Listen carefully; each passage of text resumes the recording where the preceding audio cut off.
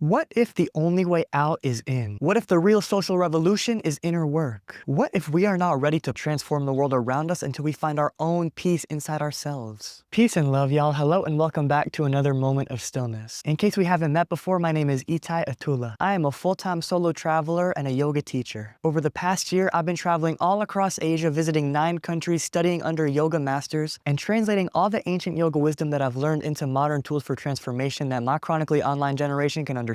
During that year abroad, we've been able to create a beautiful community of over 450,000 yogis. And now I'm back home in New York. In case you didn't know, I'm born and raised in New York City. I'm coming to you live today from the Catskill Mountains in upstate New York, enjoying the slow pace of country living. I'm about to set out on my next journey in about 1 month. But until then, I'm just indulging in the domesticity of being home. If you want to be the first to find out about my next adventure and support it in any way that you can hit the link in the description below. But let's get to the reason why we've gathered here today. For some reason, I'm very nervous to record this episode. This might be my hottest take of all time, and I want to be careful. I don't want to offend or upset anyone. I also don't want to say something that I don't truly mean and believe in, so I'm going to be taking it slowly. Because in this episode, I'm going to be trying to cradle in my arms all the grief and pain that exists in this world today. And that's inherently going to be a very sensitive thing for a lot of people listening. For me too. But yoga has given me the strength to ask these questions rather than just sitting back in submission, and I'm thankful for that. So I want to start this episode with a little disclaimer. I understand that everything I'm about to say is coming from a privileged position, y'all. I know that there are a lot of people out there, some who might even be listening to this, who are under too much stress in this life. Financial stress, emotional stress, survival stress, to even be asking these questions or to entertain these ideas I'm about to share. I just want to express how grateful I am that I've been put in the position to ask these questions and to hopefully inspire these thoughts in whoever's listening. I'll be honest, I've worked with a lot of students who are so stuck in fight or flight mode that their brain is not receptive to these new ideas. And even if the words I'm about to speak are not hitting, I can only hope that they'll stick with you, resting in your subconscious mind, and one day soon they'll be helpful in some way. So the purpose of this episode is just to help us all dream of what the world could be like if everyone was involved in yoga. Now, before we talk about how yoga can help us all, let's define what yoga actually is and what yoga isn't. Yoga is not a stretching routine. Yoga is not an exercise. The original definition of yoga is union with the Supreme Soul. It is a state of being that is equal parts exuberance and relaxation. It is feeling connected to everything around you. It is fostering a sense of compassion in your heart. And this is done through various moral behaviors, through various physical exercises, breathwork techniques, meditation exercises, and prayer. So part of what we all need to do before we have this conversation is throw out any idea of what we thought yoga was. Because not only is yoga amazing for all the reasons I just mentioned, but here's the best part. Yoga is free. Yoga is inherently anti-capitalist and egalitarian. Everybody has access to yoga. Unfortunately, capitalism has turned yoga into an exclusive thing, a status thing. You have to buy this membership, you have to buy this outfit, you have to have this kind of body type and this kind of aesthetic in order to participate in yoga. This is an illusion, this is a disgrace. Let's remind each other that the internet exists, y'all. I am one of countless creators who is sharing yoga knowledge for free on the internet because I believe that yoga can genuinely help everybody. So this ancient wisdom that has diminished over time is not actually as gatekept as it seems. Let's not get it twisted. It has been suppressed because it is against corporate interests. Think about pharmaceutical companies. Think about how every corporation requires us to be beneath our full potential so that we can be taken advantage of, so that we can keep living in scarcity of money and health. That is why there's such a misunderstanding about what yoga is. Yoga benefits the populace and threatens the elite because what yoga does is it wakes us up to clock what's really going on. It's what's happened to me and so many other yogis that I know. The reason you have this trope of yogis becoming hippies and dropping out of society, and by the way, that's not everybody, but the reason that exists is because yoga allows us to think freely and question the societal code that so many people just blindly accept. Not only does yoga help us think freely, but when we get into yoga, our whole worldview starts to unravel. I'll tell you how it happened for me. I started thinking differently about food, money, sex, basically all the values that I grew up with and was programmed to believe. I started realizing that these were all just stories I had been told. They weren't my own beliefs. Let's never forget that if you hold a belief that is not backed up by personal experience, it's not your belief, it's somebody else's belief, and you've just inherited it. Yoga is not a religion. Yoga is not a field of scholarship because it's not based on reading things and just having faith that they're true. Yogis only believe what they have experienced. Try this stretch, see how good it feels. Try this meditation, see how it transforms your world, stuff like that. And when all these beliefs that we inherited get popped like a bubble, life becomes so much simpler. We start to realize that the only rules we have to follow are the ones that we create for ourselves. And we have this mentality of victimhood where we're at the mercy of the powers that be. And that limiting belief has less and less of a grip on how we behave in the world. In general, the outlook of a yogi is less cerebral and logic focused. It's more heart focused, more love focused. Now, what does that mean in a societal context? I want you to imagine a world where everybody is a yogi, where everybody practices meditation, compassion, prayer, volunteer work, gift giving. That is such a beautiful world. Now imagine a world where all the social activists in our society, fighting against wealth inequality, against climate change, against war. Imagine if all the peoples fighting for these causes practiced yoga. How would that change the efforts? Let me explain exactly why that would be such a seismic shift. Yoga teaches us how to take control of the subtlest energies within our body. We listen to our body whisper so we don't have to hear it scream. We notice little tiny changes, little tingles in our body and our mind, so we don't have to wait until our body is screaming at us, pleading us to fix something to actually make a change. The implication of that is that we blame other people for our problems because we don't think we have responsibility over them. We blame our sicknesses,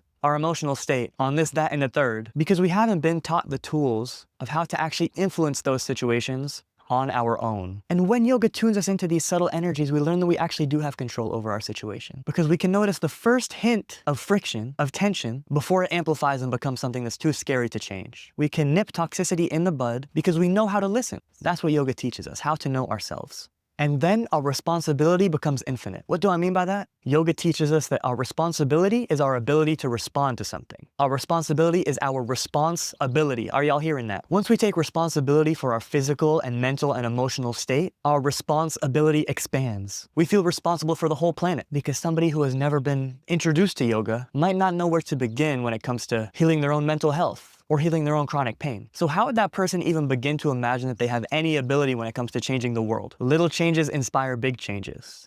And the only place to start with little changes is within our own body. Now that we have control over our emotions, over our body, over our digestion, over our sleep, over our words, over our emotions, we start to entertain the idea of having an influence over our community and our whole planet. This is unity. This is the definition of yoga. Union with the Supreme Soul. Understanding there's no difference between you and me. And that mentality can lead us to approach social issues with a value of compassion and interbeing and unity, rather than this adversarial idea of us versus them. We feel so beat down by the world that rather than taking a deep breath and taking responsibility for ourselves, we project our anger onto institutions, and we make demands of them before we even take responsibility over our own peace. That leads us to villainize the other and create an enemy. It makes us think that we're separate from the people that we're fighting against. And while I agree there is a clear antagonist when it comes to all the social issues that we're currently facing, but let me ask you this, should we hate those people or should we try to understand them? Ignorance is the cause of all suffering, and understanding is the cure for all suffering. If we tried really hard, we could understand why the oligarchy, the powers that be, behave in the way that they do. They're selfishly protecting their own best interests. What started out as survival has become pure gluttony, but the intention is the same: self-preservation. So of course we get angry at those people. Of course we resent those people.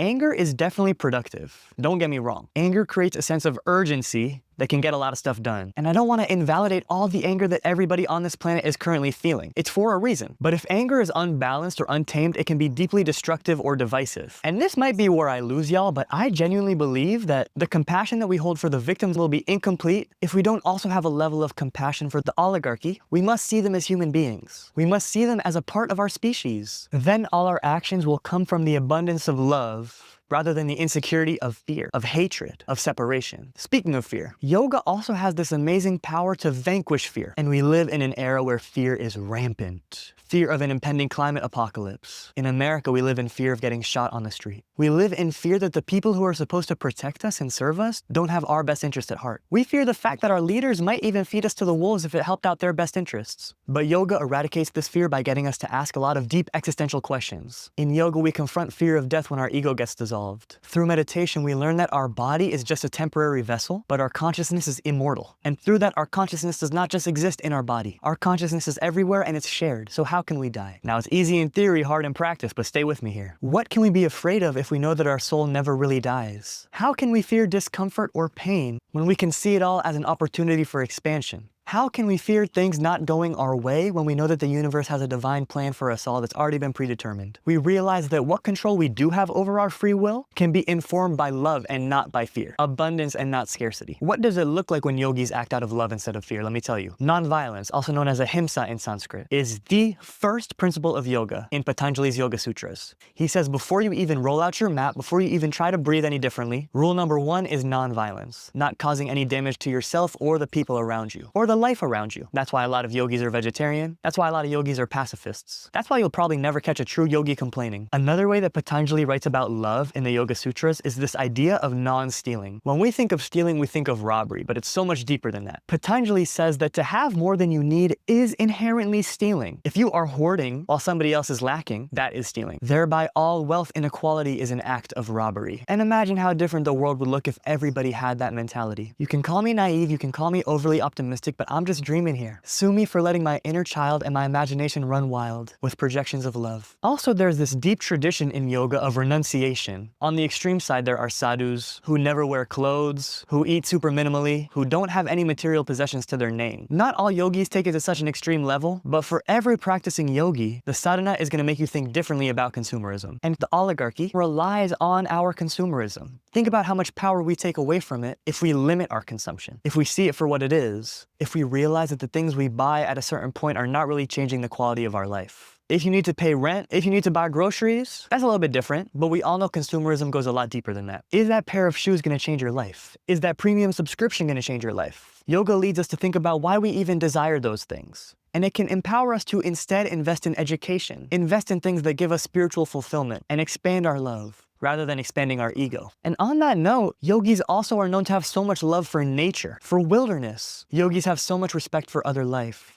We see ourselves in a bug, we see ourselves in a tree, we see ourselves in a mushroom, in a river, in the other planets in the sky. The mentality of a yogi is very much decentering humankind. And putting humanity on a pedestal above animals, above plants, is what has led us to completely degrade natural resources and cause the Anthropocene. And I know there's an elephant in the room here, because not every human society acts in such a destructive way. There are a few places in the world where these values of centering nature, decentering humanity, limiting excessive consumption, practicing non-violence, all of these things are kept alive. And of course, I'm talking about indigenous populations and communities. Here in the United States of America, I think of the example of Native Americans, how they have so much to teach us about how to interact with the world. That's as yogi as it gets. They may call it by a different name, but the principles are nearly identical. The common themes are a reverence for the natural world and a recognized unity among all living beings. So I guess if there's any call to action to this video besides just get into yoga and study yoga, it's that we should all look to indigenous tradition for inspiration. Protect those lineages. Keep the beauty of their outlook and their practices alive. I encourage us all to sit at their feet and protect their wisdom and study from them. Go on YouTube, read a book, or if you have the ability, go somewhere in person where you can feel the tangible energy of a master. I feel like this phrase, decolonize your mind, gets thrown around a lot these days, but that's what decolonizing your mind really means to me. It's just studying the mentality that is pre-colonialism, because it contains ideas and truths that are beyond our wildest imagination. We can pick up tools from ancient traditions that we might have never come across in our regular algorithm. Consume mindfully and make yourself a list, even write it in the comments right now.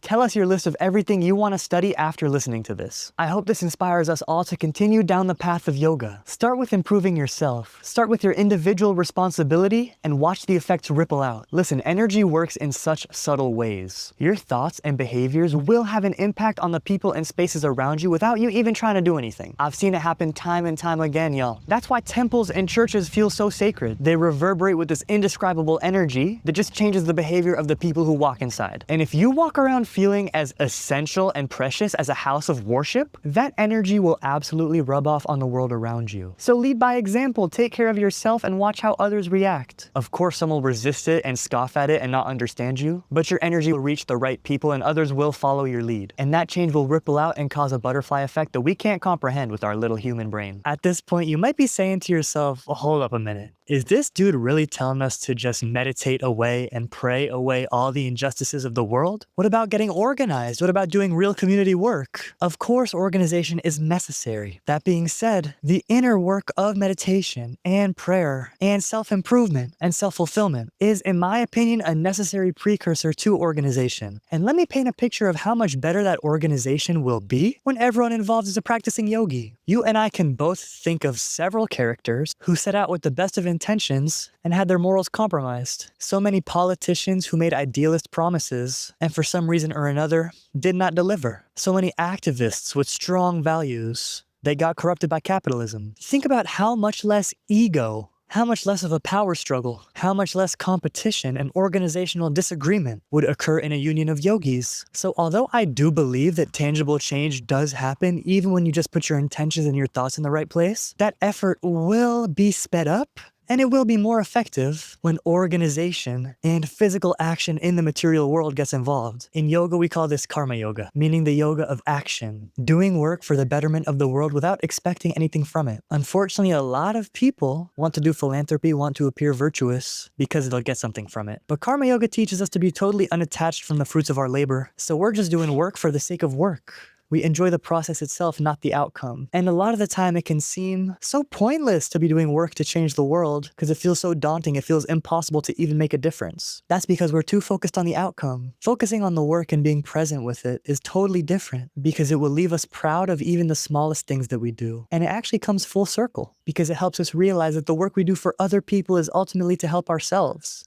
And as we've already established, that inner work is going to ripple out once again. So it just keeps going in a circle. We improve tremendously on a personal level by organizing and by working together. So don't be daunted by the sheer weight of all the world's injustices. That time is over, y'all. Focus on yourself until you feel your responsibility naturally expand, and you'll be capable of amazing things. I believe in you so deeply. The fact that you're already here spending this time with me tells me something. It shows that your intention is already aligned with making this world a brighter place. You are already having an impact just by wanting it, just by thinking about it. Your subconscious is already leading you to act in a way that reflects your desires, even if it feels passive. Stay being you, stay being perfect. Take that energy and dial it up to 100 until it vibrates throughout every cell of your body. Understand that just by feeling this feeling, you are energetically having a positive impact on the world. Now think about how much more potent, how much more impactful any action you take will be when your passive existence is already having such a strong vibration. Let's continue dreaming together. Let's continue being a part of the mission that spreads yoga far and wide to the whole world. Let's daydream about politicians and world leaders practicing yoga. Let's daydream about bringing yoga into prisons, into underserved communities, teaching people how to align their mind, body, and spirit, form a connection with the divine, and form love for everybody around them. Let's take a deep breath to bask in this hopeful energy. Inhale through your nose and let this optimism enter every fold in your brain. Exhale through your nose and let this positivity ripple out into the world around you. Do me a favor, y'all. Send this to your mom, send this to your dad, send this to your bestie, send this to someone who might need to hear it. Let's be a part of the butterfly effect together. Leave a comment below and let me know what resonated most. Let me know what I should discuss next. Introduce yourself. Tell me your mission in this life. I will read it and respond with love. I love you dearly. You're perfect. Never stop being you. I'll catch y'all next time. Peace and love.